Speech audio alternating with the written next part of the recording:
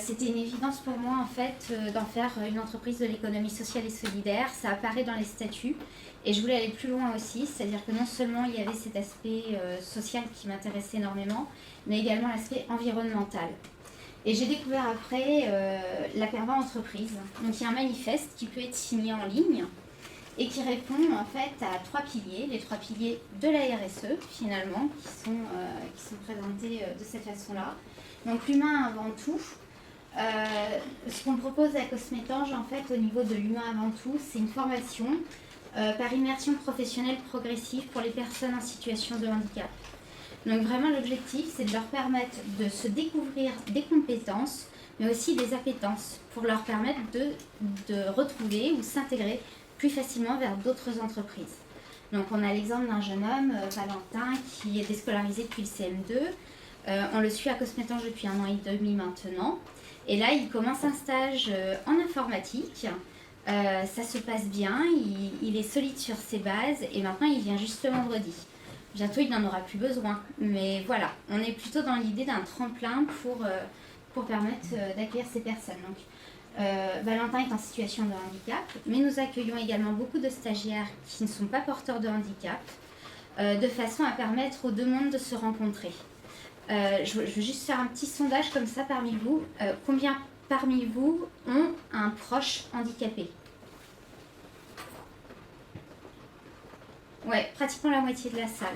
J'ai posé la même question ce matin au lycée Gustave Monod pour savoir s'ils connaissaient aussi des personnes handicapées autour d'eux. Il n'y en avait aucun. Donc nos chemins de vie sont un petit peu plus longs, donc ça nous a permis de faire d'autres rencontres. Mais c'est vrai que cette rencontre entre des personnes qui vivent parfois des choses difficiles, qui sont décrocheurs, qui sont sans espoir sur leur avenir, et bien de venir dans un lieu comme Cosmetange où on leur montre qu'il existe toujours des solutions, et pas seulement une solution, qu'on peut trouver la meilleure pour tout le monde, c'est vraiment porteur en fait. Ils repartent quelque part avec le sourire. Donc concernant l'environnement, nous préservons l'environnement par les formulations. Je suis biochimiste de formation. J'ai fait une thèse et après j'ai été attachée temporaire enseignement et recherche à Paris 6. Les formulations sont étudiées de façon à être les plus pures possibles. Il n'y a pas de conservateur, les savons sont faits avec le moins d'ingrédients possible pour permettre d'avoir quelque chose avec une excellente biodégradabilité. Le mot-clé vraiment c'est la biodégradabilité. Donc nos emballages sont également biodégradables, ils ont la particularité intéressante et amusante d'être constitués à 30% de tonte de gazon de golf. Donc pourquoi c'est intéressant? Parce que ça permet de réduire de 30% la cellulose forestière et ça leur fait gagner une capacité au compostage qui est très intéressante puisqu'ils vont se composter beaucoup plus facilement tout en étant recyclables. C'est-à-dire si des gens veulent le jeter à la poubelle recyclable, il n'y a pas de problème, il sera recyclé.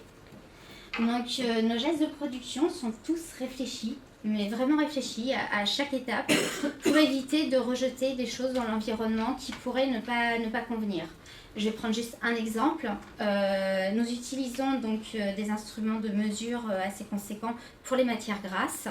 Plutôt que de rejeter du gras régulièrement dans les éviers, de risquer de poser des problèmes finalement de pollution par rapport aux stations d'épuration, on récupère avec du marc de café tout le gras, parce qu'en fait il a une très bonne affinité pour tout ce qui est gras, c'est légèrement abrasif, ça permet de tout retirer et après on le composte. Donc, et tous nos gestes de production sont sur cet exemple.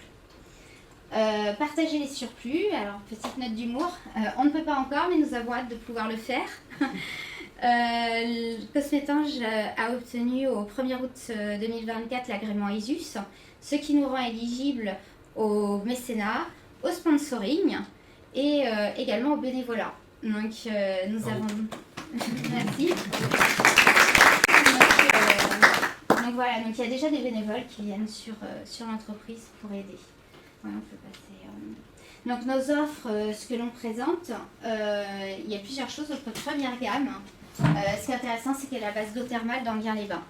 Ça m'a pris un peu plus d'1 an de réussir à obtenir l'autorisation, mais la mairie a été super parce que non seulement ils nous ont autorisé un accès gracieux à l'eau thermale, mais en plus ils soutiennent également en proposant nos produits à l'Office du tourisme d'Enghien-les-Bains.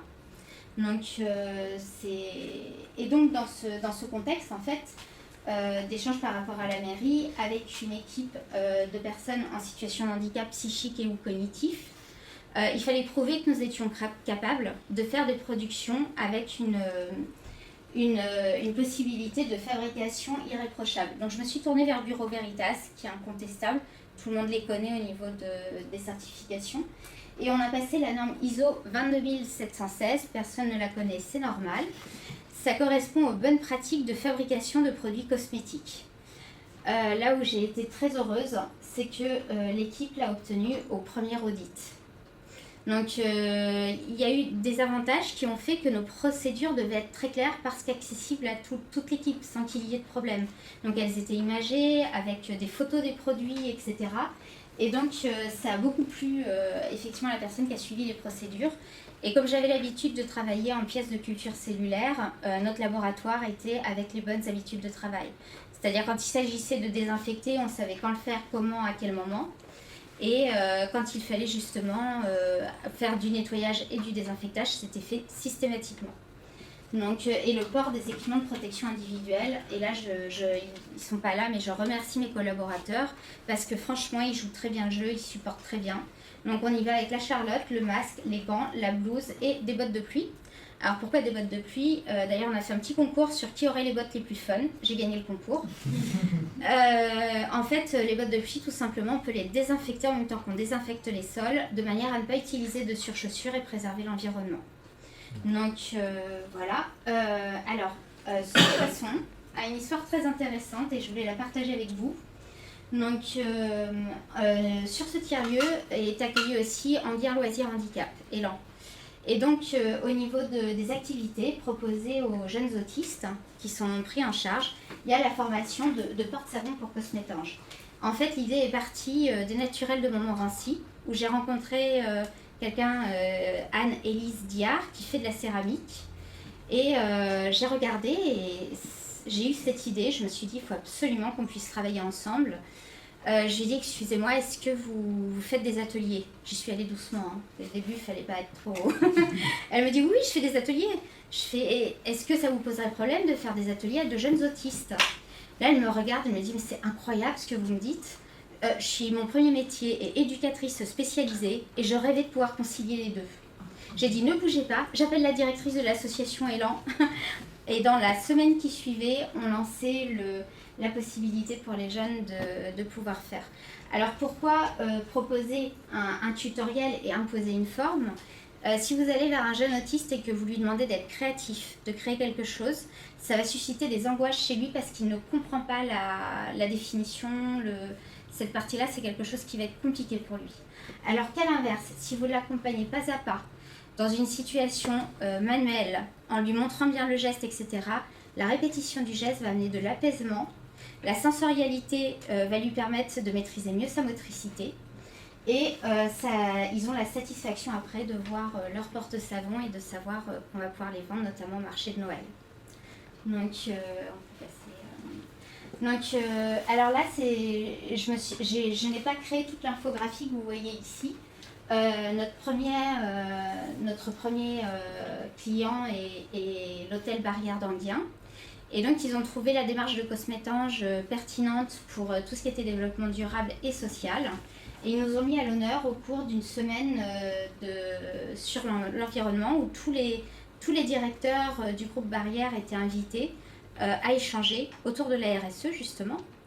Et ils ont pu afficher la démarche de Cosmétange et ils ont tous reçu un savon en cadeau.